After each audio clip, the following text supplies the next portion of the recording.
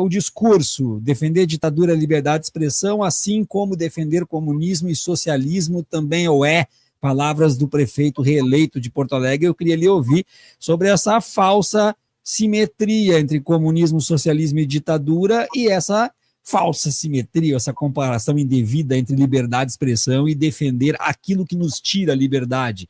Professor, mais uma vez, obrigado pela sua participação. Bem, eu acho que são duas perguntas, né? A primeira, eu acho que é a questão do baixo nível dos prefeitos que estão assumindo as prefeituras no Brasil inteiro. Não é só Porto Alegre, né? São Paulo também, né? São Paulo, eu não vou nem citar o nome, mas é uma tragédia que aconteceu em São Paulo. Em São Paulo, quase se elegeram o Pablo Marçal. Quer dizer, é uma coisa assim, a barbárie. O que nós podemos entender disso? Eu estava prestando muita atenção nas suas colocações antes de eu entrar nos palcos, digamos assim, né? Eu acho o seguinte, nós estamos passando por um processo político que vem desde a derrubada do PT no poder com o golpe de 2016. Então, a burguesia brasileira, que é sucursal da burguesia imperialista dos Estados Unidos, investiu contra os governos populares desde o mensalão. E para tentar derrotar os governos populares do PT, eles fizeram uma intensa campanha de intoxicação ideológica através da imprensa, da mídia burguesa, através de um discurso de ódio. Por ocasião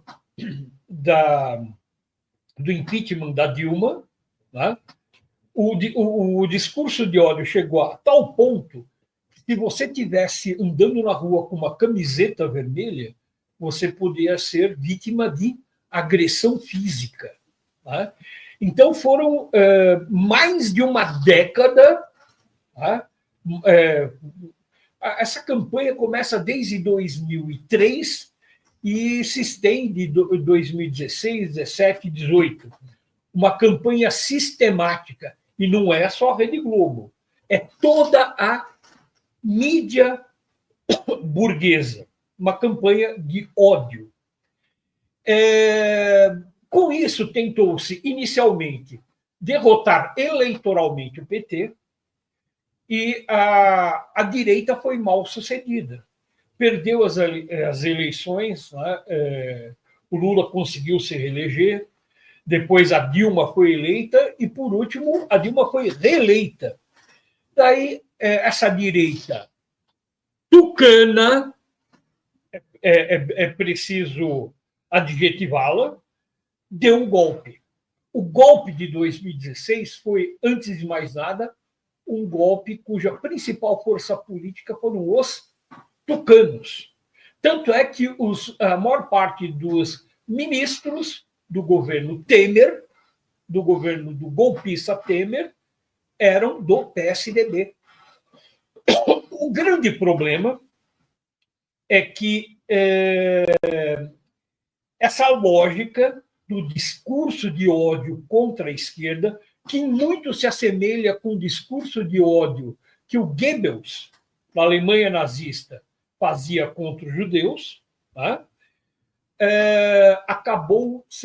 Esse discurso de ódio acabou sendo capitalizado pela extrema-direita, pelo bolsonarismo, que acabou engolindo a própria direita tradicional, acabou engolindo os antigos tucanos que achavam que iam estar no poder. Quem acabou chegando ao poder foi os militares, através do Bolsonaro, e o Bolsonaro era o cavalo de Troia dos militares. Nenhum militar tinha apelo eleitoral. Então, o Bolsonaro foi o cavalo de Troia através do qual aquele grupo de militares, que nós sabemos quem são, chegaram ao poder. A grande questão é, o fascismo, ele se alimenta de ódio. O fascismo é o ódio institucionalizado. E quanto mais a mídia burguesa e os próprios tucanos incentivavam o ódio ao PT, mais o fascismo ganhava forças. O candidato tucano ao governo, à presidência, em 2018, fazia discurso contra o PT, disseminando ódio contra o PT. Quem ganhava voto? O Bolsonaro. Né?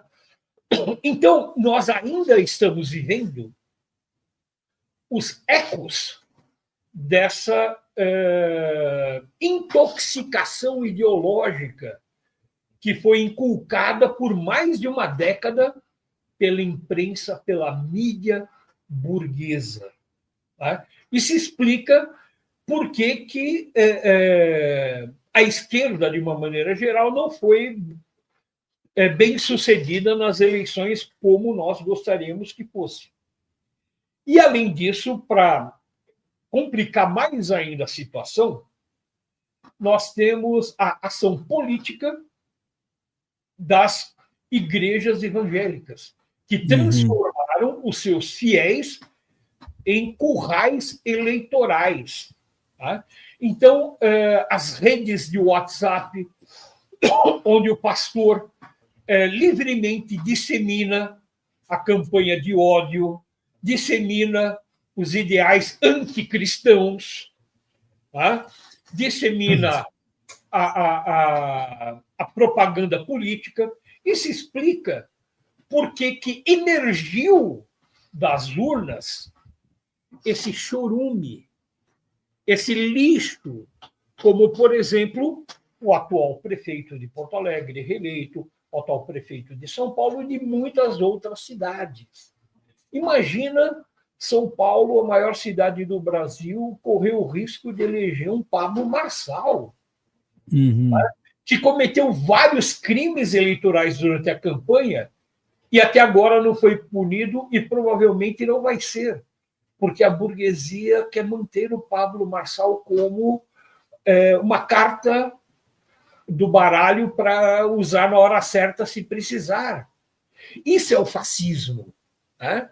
O fascismo nada mais é do que esse bando de marginais. Quem era Hitler na Alemanha nazista, né? Antes de tomar o poder, antes da Alemanha nazista, na época da República de Weimar? Era um marginal. Né? Era um pintor frustrado, um ex-combatente da Primeira Guerra, desajustado, que se reúne com um bando de lixo da sociedade, de lumpens, de desajustados, que se organizam politicamente e passam a ser a base política de confiança da burguesia. São os cães da burguesia. Então, esses fascistas que temos hoje no Brasil são os cães da burguesia. Agora, a segunda questão, né? De comparar a ditadura com o comunismo. Bem, esse é o discurso bolsonarista. Né? Você pretende colocar no mesmo prato da balança aqueles que defendem a ditadura manifesta do capital, que é o fascismo, e aqueles que defendem uma sociedade justa, igualitária e democrática. Isso daí é quase que uma operação típica da novolíngua. Lembra do 1980? Orwell. Nova língua do Orwell. Ditadura e democracia são a mesma coisa. Defender a ditadura é um direito democrático.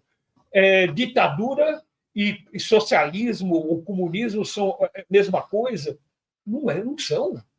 Quer dizer, então, que o comunista que defende uma sociedade justa, igualitária, em que os trabalhadores tenham direitos, em que haja democracia, é a mesma coisa com aquele marginal que defende a ditadura, a tortura e a opressão contra os povos.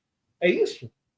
Quer dizer, isso é um absurdo, são pessoas que precisam ser politicamente desmascarados. Tá? Então, eu atribuo o seguinte, que nós estamos ainda vivendo um processo político que se iniciou a partir de 2003, né, quando começa aquela história do mensalão, de uma campanha sistemática da grande mídia, da mídia burguesa, contra os trabalhadores. Né? E essa campanha continua. Né? A Folha de São Paulo, por exemplo, que é um órgão que representa os setores mais reacionários da sociedade brasileira, da burguesia brasileira, hoje faz uma campanha sistemática contra o governo federal. Tá? Uhum. Mesmo órgão de imprensa que emprestava os seus carros para os órgãos de repressão, para fazer campanha, para sequestrar pessoas, Folha de São Paulo. Então, nós temos à nossa frente uma grande tarefa, que é desmascarar a mídia burguesa, desmascarar essa campanha de desestabilização feita por aquilo que eles chamam de mercado, e que eu prefiro dar o nome aos bois. É a burguesia.